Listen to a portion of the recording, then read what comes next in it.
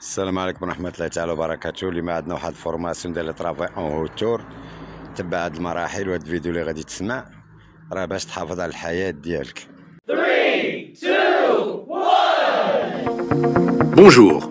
Dans nos chantiers, nous travaillons souvent en hauteur et les accidents qui surviennent dans ce genre d'activité et auxquels peuvent être exposés les ouvriers sont considérés comme graves, voire fatals. Il est donc de notre devoir de vous sensibiliser et de vous former afin d'agir ensemble de manière responsable et d'appliquer les normes de sécurité au travail. Nous devons donc être vigilants face aux dangers, en particulier dans les lieux où nous creusons des tranchées ou des excavations, ou si nous travaillons sur des toits non protégés, ou encore des toits complètement ouverts qui sont en cours de construction.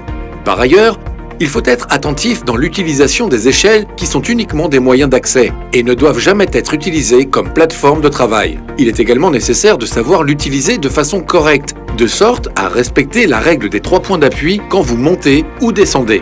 Avant de commencer le travail dans un endroit surélevé, la première étape et la plus importante est d'avoir le permis spécifique au travail en hauteur, qui est délivré par une personne qualifiée et compétente et qui vérifie la conformité de l'équipement de protection individuelle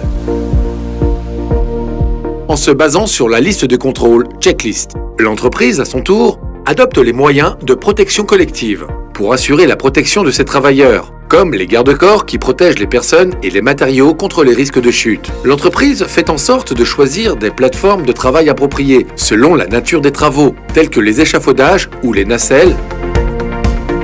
C'est pourquoi tous les travailleurs ont une formation de travail en hauteur et un certificat de compétences et d'aptitude et savent non seulement choisir les équipements de protection individuelle nécessaires, mais également les mettre correctement en mettant les absorbeurs de choc ou en les retirant en fonction de la hauteur du poste de travail. Dans tous les cas de figure, les chantiers disposent d'une équipe formée et dotée du matériel de sauvetage nécessaire qui se trouve dans un endroit facile d'accès. Cette équipe intervient rapidement quand il y a un accident et peut sauver les ouvriers dans un laps de temps très court, ne dépassant pas 15 minutes. Cette efficacité d'intervention se base sur un protocole bien déterminé, celui du plan d'intervention d'urgence. C'est pourquoi il faut respecter les contrôles et procédures mises en place par l'entreprise afin de travailler en toute sécurité.